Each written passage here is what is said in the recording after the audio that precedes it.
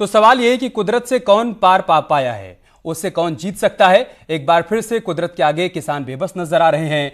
किसानों की उम्मीदों पर बारिश और ओलावृष्टि ने पानी फेर दिया है। पूरा नष्ट हो गया, 3-3 4-4 बच्चे, सब क्या खिलाए ये बताइए, कुछ भी नहीं मिला अभी। ये दर्द झांसी के किसान का है, लेकिन प्रदेश में किसानों के दर्द की दास्तां का अंदाजा खड़ी फसलों के बर्बाद होने से लगाया जा सकता है। किसानों ने लहलहाती फसलों से उम्मीदों का संसार बनाया था, लेकिन सपनों के संसार में ओले पड़ गए और खड़ी फसल बर्बाद हो गई। कल की तारीख में बहुत ज्यादा तूफान, पानी की वर्षा, साथ में ओले भी बरसे हैं। छोटे छोटे बच्चे मरने लायक हो गए, सब 2-2 फसलें नष्ट हो गई। 2 फसलें मतलब 2 उड़द भी, मूंगफली भी, गेहूं पिसी, पूरा नष्ट हो गया। 3-3 4-4 बच्चे, सब क्या खिलाए ये बताइए, कुछ भी नहीं मिला अभी तक। कुदरत के आगे सब बेबस नजर आते हैं। बुंदेलखंड तो अक्सर कुदरत का शिकार हो जाता है और ऐसा दर्द किसानों का हर बार सामने आता है। कभी बारिश, ओलावृष्टि की मार पड़ती है तो कभी पानी की कमी मार डालती है। अरे कहाँ मिलता है साहब, जो है ओरदा मूंग के बहुत से समय तक अभी तक नहीं मिल पाई। सरकार की ऐसी ढील है, कुछ समझ में नहीं आता। हम लोग मजबूर किसान हैं, बिना पढ़े लिखे हैं, सरकार कहाँ देती है। सिर्फ ऐसी तस्वीर बुंदेलखंड की नहीं है, बल्कि बारिश और ओलावृष्टि प्रदेश के कई इलाकों में हुई है। शाहजहांपुर में भी किसानों को भारी नुकसान हुआ है। गेहूं की खड़ी फसल ओलावृष्टि से बर्बाद हो गई है, जिससे किसानों की जिंदगी में संकट के बादल मंडराने लगे हैं। Bureau report, news 18। तो प्रदेश भर से ऐसी तस्वीरें सामने आई हैं, लेकिन अब तक नुकसान के अनुमान का कोई डेटा तैयार नहीं किया गया है। सरकार ने नुकसान का आकलन करने के निर्देश दे दिए हैं, फिर भी किसानों का जो दर्द सामने आ रहा है वो भारी नुकसान की तरफ इशारा कर रहा है।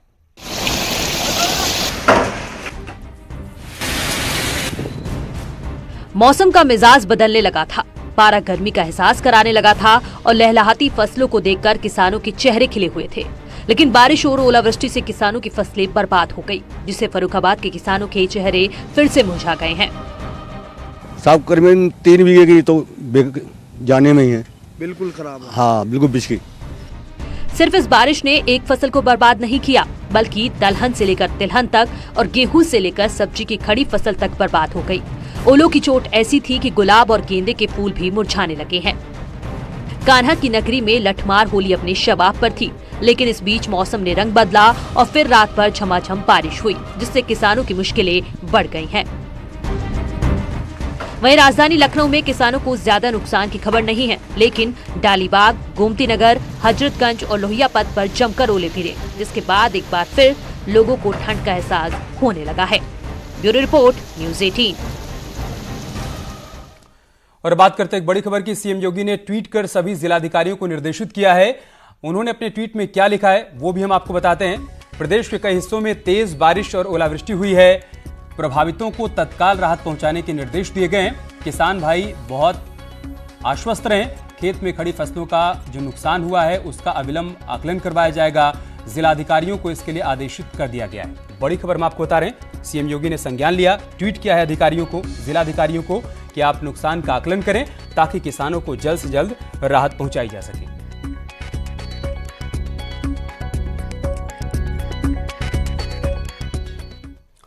आरबीआई ने यस बैंक पर जैसे ही 50,000 की निकासी की लिमिट लगाई, उसके ग्राहकों में हड़कंप मच गया। देश के तमाम शहरों में एटीएम के बाहर और बैंक के भीतर पैसा निकालने वालों की कतार लग गई। बाद में वित्त मंत्री और आरबीआई गवर्नर ने ग्राहकों को भरोसा दिया कि उनका पैसा नहीं डूबने दिया जाएगा।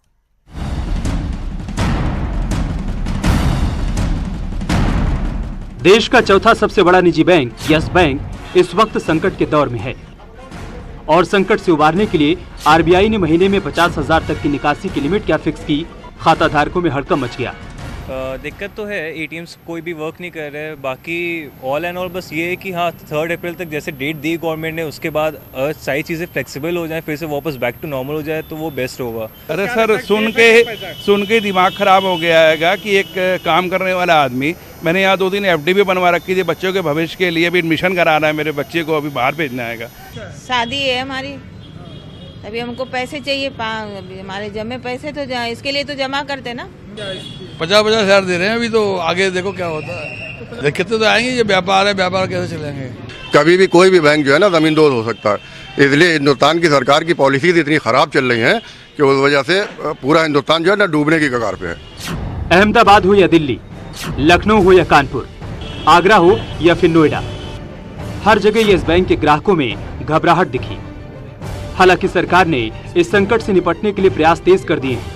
So when we found that it was not working out, so therefore when we found that it was, we cannot wait and we should not wait any longer, RBI decided to intervene. Depositors को मैं आश्वासन दिलाना चाह रही हूँ बिल्कुल कि आपके पैसा सुरक्षित है, और रिजर्व बैंक ने मैं लगातार उनसे संपर्क में हूँ, और रिजर्व बैंक गवर्नर ही मुझे आश्वासन दिलाया कि जल्द से जल्द इसका अच्छा सा रेसोल्यूशन हो जाएगा।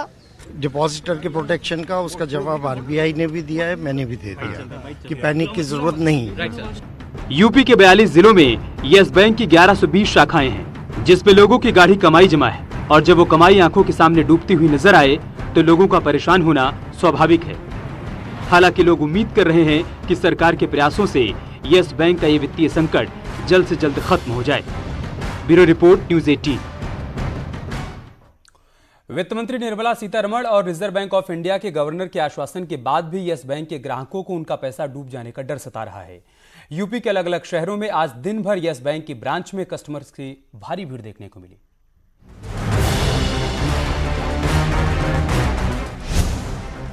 राजधानी लखनऊ में सुबह से ही येस बैंक की शाखा में ग्राहकों की लंबी लाइन लगी रही।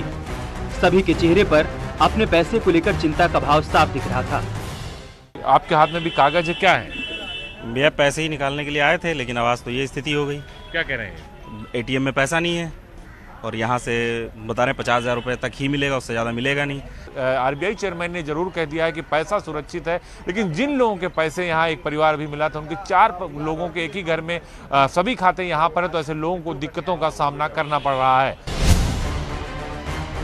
पर्यटन नगरी आगरा में भी येस बैंक के ग्राहकों में घबराहट देखने को मिली।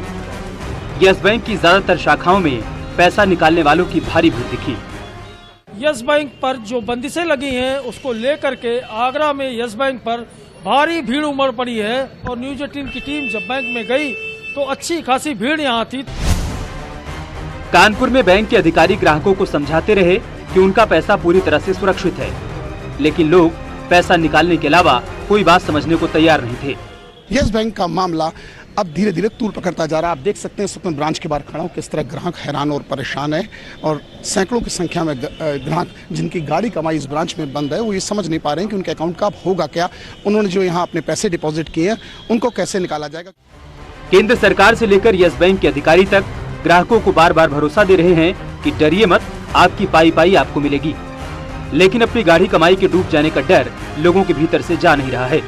न्यूज़ 18 के लिए लखनऊ से अजीत सिंह, आगरा से हिमांशु त्रिपाठी और कानपुर से अमित गंजू की रिपोर्ट। देश भर में येस बैंक के ग्राहक अपना पैसा नहीं निकाल पाने को लेकर परेशान है, तो हमीरपुर में किसान बैंक से पैसा निकाल कर परेशान है। क्यों, आइए दिखाते हैं आपको।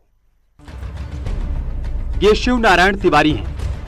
हमीरपुर के गहरौली गांव के रहने वाले हैं, किसान हैं, लेकिन इन दिनों हैरान और परेशान हैं।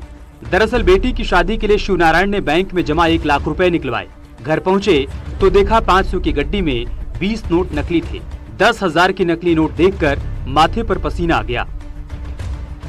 की शादी के लिए 1 लाख रुपया निकालने गया था इलाहाबाद बैंक इमलिया, तो उन्होंने 1 लाख रुपया निकाले और एक गड्डी में 20 नोट 500 के बीच में लगे हुए थे। तो एक गड्डी सही थी और दूसरी गड्डी में लोकल नोट निकले। नोट पर लिखा है फुल ऑफ फन, इसलिए बैंक मैनेजर ये तो मान रहे हैं कि नोट नकली हैं, वो भी अव्वल दर्जे की नकली, मतलब चूरन छाप नोट। लेकिन ये मानने को तैयार नहीं कि शिव नारायण को ये नोट बैंक से दिए गए हैं। उनका कहना है कि वो पैसा ले गया, उसके बाद घर पे रख दिया उन्होंने, और कल मेरे पास आए थे, कह रहे थे कि उसमें जो 20 नोट चूरन वाली लगी हुई है। तो उसको नोट को हम लोग देखे भी, वो नोट की साइज भी 500 की जो नोट होती है और जो 10 की नोट होती है, 10 की नोट की साइज की वो नोट थी जो उसके अंदर लगी, जो उन्हें उसमें फिट भी नहीं बैठ रही थी, अलग से दिख रही थी कि हाँ इसमें जो है ये नोट अलग से लगी हुई है। मैनेजर साहब का ये भी कहना है कि जिस तारीख का ये मामला है उस दिन सीसीटीवी काम नहीं कर रहा था क्योंकि कैमरे की केबल चूहे काट गए थे। फिलहाल चूरन छाप नोट की जानकारी पुलिस को भी हो गई है, लेकिन पुलिस को कार्रवाई करने के लिए शिकायत मिलने का इंतजार है। 2 मार्च को इन्होंने गड्डी गिने तो उसमें 10,000 के, एक गड्डी से 10,000 के नकली नोट बरामद हुए थे। ये बात समाचार के माध्यम समाचार पत्रों में ज्ञात हुई। इस संबंध में अभी कोई तहरीर नहीं प्राप्त हुई है।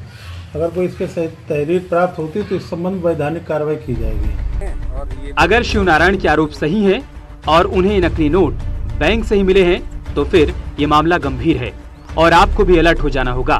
बैंक से पैसे लेते वक्त चेक कर लेना होगा कि आपको जो नोट मिल रहे हैं वो असली हैं या फिर चूरन छाप। न्यूज़ 18 के लिए हमीरपुर से उमाशंकर मिश्रा की report. Uttar Pradesh power corporation limited के पीएफ घोटाले में सीबीआई ने एफआईआर दर्ज कर ली है। कार्रवाई तेज कर दी गई है और अब उम्मीद की जा रही है कि जल्द से जल्द इस मामले में बिजली कर्मचारियों को इंसाफ मिल पाएगा। बड़ा अपडेट ये सामने आया कि जिन लोगों पर एफआईआर दर्ज की गई है उन पर आपराधिक साजिश और धोखाधड़ी जैसे गंभीर आरोप है। यूपीपीसीएल के पीएफ घोटाले मामले में सीबीआई ने हजरतगंज कोतवाली में एफआईआर दर्ज की है। करीब 2200 करोड़ के घोटाले में आपराधिक साजिश और धोखाधड़ी का आरोप है। इस घोटाले में शामिल यूपीपीसीएल के पूर्व वित्त निदेशक सुधांशु द्विवेदी, सचिव प्रवीण कुमार गुप्ता, पूर्व एमडी एपी मिश्रा, डीएचएफएल के क्षेत्रीय प्रबंधक अमित प्रकाश और एसएमसी के अधिकारी समेत 17 लोग शामिल हैं। सीबीआई ने आईपीसी की धारा 409, 420, 467, 468 और 471 के जुर्म में एफआईआर दर्ज कराई है। दरअसल कंपनी के पूर्व एमडी एपी मिश्रा के खिलाफ जांच में ईओडब्ल्यू का आरोप है कि उन्होंने यूपीपीसीएल के पूर्व वित्त निदेशक सुधांशु द्विवेदी और कर्मचारियों ने ट्रस्ट के पूर्व सचिव प्रवीण कुमार गुप्ता के साथ मिलकर कर्मचारियों की भविष्य निधि के पैसे में घोटाला कर लिया है। Bureau report, news 18। और बात एक और बड़ी खबर की करते हैं। यूपीपीसीएल के बाद अब यूपी नेडा यानी कि news and renewable energy authority में भी बड़ा गड़बड़झाला सामने आया है। जिसकी खबर जब न्यूज़ 18 ने प्रमुखता से दिखाई तो हड़कंप मच गया। मामला बढ़ता देख ऊर्जा मंत्री श्रीकांत शर्मा मीडिया के सामने आए और पूरे मामले में जांच के बाद सख्त कार्रवाई का आश्वासन दिया। अध्यक्ष यूपीपीसीएल और अध्यक्ष नेडा को दिशा निर्देशित किया है कि इस तरह के टेंडरों को आइडेंटिफाई करें और विजिलेंस के साथ थर्ड पार्टी उनकी जांच कराएं जिससे कि दोषियों के खिलाफ कड़ी कार्रवाई हो। ऊर्जा मंत्री ने कहा है कि योगी सरकार जीरो टॉलरेंस की नीति पर काम करती है। जो भ्रष्टाचार करेगा उसे बख्शा नहीं जाएगा। ये मामला साल 2019 का है जिसमें यूपी नेडा पर आरोप है कि सोलर पैनल टेंडर में गड़बड़ी की गई है। क्योंकि अब जो सरकार की सब्सिडी है भारत सरकार की वो आनी है वेंडर के खाते में, तो उस सब्सिडी का बंदर बांट करने के लिए उसको फर्जी तरीके से फर्जी पेपरों के आधार पे उसको L1 घोषित करके पैसा हड़पा जा रहा है। आरोप है कि सोलर पैनल लगाने में जो सब्सिडी सरकार से मिलती है वो उन लोगों को नहीं मिली जिसे मिलनी चाहिए थी और इसी का विरोध करते हुए लोग सड़कों पर आकर नारेबाजी करने लगे। गली गली में चोर है, नेडा वाला चोर है, नेडा वाला चोर है, गली गली में चोर है, नेडा वाला चोर है। फिलहाल पूरा मामला यूपी सरकार के संज्ञान में है। ऐसे में उम्मीद जताई जा रही है कि जल्द ही उन आरोपियों को पकड़ लिया जाएगा जिन्होंने सब्सिडी में बंदरबाट की है। राजीव सिंह, न्यूज़ 18, लखनऊ। नागरिकता संशोधन कानून के खिलाफ हिंसा करने वालों पर योगी सरकार ताबड़तोड़ कार्रवाई कर रही है। राजधानी लखनऊ में सरकारी संपत्ति को नुकसान पहुंचाने वालों को प्रशासन बेआबरू कर रहा है। लखनऊ के 100 चौराहों पर 57 दगाइयों को प्रशासन ने बेआबरू कर दिया है। ये इन्हें इन उपद्रवियों से करीब 1,57 लाख रुपए की वसूली भी की जाने वाली है। ये उन उपद्रवियों की तस्वीरें हैं जिनको कि हमारी सुरक्षा एजेंसियों ने चिन्हित करके निकाल कर दिया है और सरकार ने जैसा कहा था, आदरणीय योगी जी ने कहा था कि हम उन चेहरों को उजागर करेंगे जिन्होंने नागरिकता संशोधन कानून की आड़ में देश में और प्रदेश में उपद्रव फैलाने की कोशिश की थी। ये वो उपद्रवी चेहरे हैं जिन्होंने प्रदेश की जनता को नुकसान पहुंचाया, जनता की प्रॉपर्टी को इन्होंने बर्बाद करने का प्रयास किया, क्षति पहुंचाने का प्रयास किया। अब उनसे वसूली की जा रही है माननीय सर्वोच्च न्यायालय के आदेशानुसार। हालांकि लखनऊ के चौराहों पर लगे पोस्टर्स में शामिल कल्बे सादिक और एसआर दारापुरी ने सरकार के फैसले को अवैध बताया। साथ ही मौलाना फिरंगी महली ने योगी सरकार के फैसले पर ऐतराज व्यक्त किया। जिस वक्त पूरे लखनऊ में हुड़दंग हो रहा था, उस वक्त मैंने अपने ज़िला इंतज़ामिया की मदद करते हुए इस काम को अंजाम दिया कि वहाँ पर एक कंकरी नहीं चली। इसमें बहुत सी कानूनी कमियां हैं और खामियां हैं और बिला वजह मेरे ख़िलाफ़ ये कि क्या बताया जाए कि एक इल्ज़ाम बनाया जा रहा है और जिस तरीके से होल्डिंग्स वगैरह भी लगाई जा रही हैं कि अभी तक हमारा दोष सिद्ध नहीं हुआ है। अभी तो चार्जशीट भी दाखिल नहीं हुई है, अदालत में कोई मुकदमा नहीं चला है, अदालत ने हमें दोषी करार नहीं दिया है। तो आप सामान्य कानून ये कहता है कि जब तक आप किसी का दोष सिद्ध ना कर दें आप उससे रिकवरी कैसे कर सकते। तो ये तस्वीरें लगाना भी अवैधानिक है। सरकार को इस प्रकार से किसी के पोस्टर लगाने का कोई अधिकार नहीं है। और ये कोई ऐसे हार्डकोर क्रिमिनल्स नहीं हैं कि उनके पब्लिक प्लेस पर इतनी बड़ी बड़ी फ़ोटो लगा करके उनको मज़ीद एक उसमें खिफ़त में मुब्तला किया जाए। तो हुकूमत से मेरी यही अपील है कि उन फ़ोटोज़ को पब्लिक प्लेस से यार रुक रहे एक छोटे से ब्रेक लिए। ब्रेक के बाद आपको दिखाएंगे गाजियाबाद और नोएडा में क्यों हुआ गोलीकांड।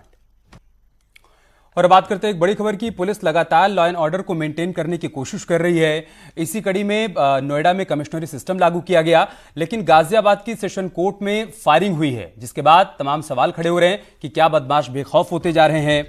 कैंपस में इस दौरान हड़कंप भी देखने को मिला।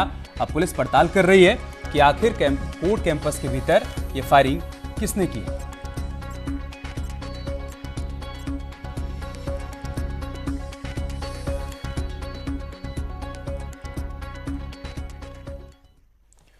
आगे बढ़ते हैं खबर मुरादाबाद से, जहां पर पुलिस उन लोगों को ढूंढ रही है जिनके खिलाफ लगातार शिकायतें मिल रही थी। कार्रवाई करने की बात कही जा रही है और पुलिस का दावा है कि ऐसे लोग जो कि बुलेट को मॉडिफाई करते हैं, बाइक को मॉडिफाई करते हैं और हॉर्न से लगातार ध्वनि प्रदूषण पैदा करते हैं, उनके खिलाफ कड़ी कार्रवाई की जाएगी।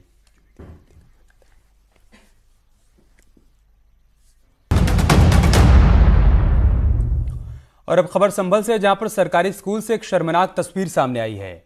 यह सब तब हो रहा है जब सरकारी स्कूल में बच्चों से झाड़ू पोछा नहीं लगाने की सख्त हिदायत दी गई है। उसके बावजूद गुन्नौर ब्लॉक के गुठना गांव के सरकारी स्कूल में बच्चे झाड़ू लगाते हुए नजर आए और अब ये वीडियो वायरल हो रहा है।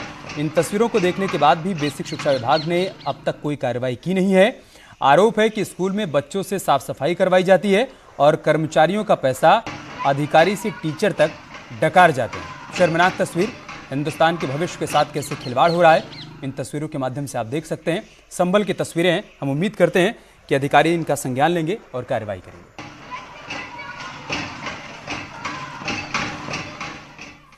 और चलिए इसके साथ इस बुलेटिन में इतना ही। उत्तराखंड की खबरों के लिए चलते हैं अपर्णा के पास।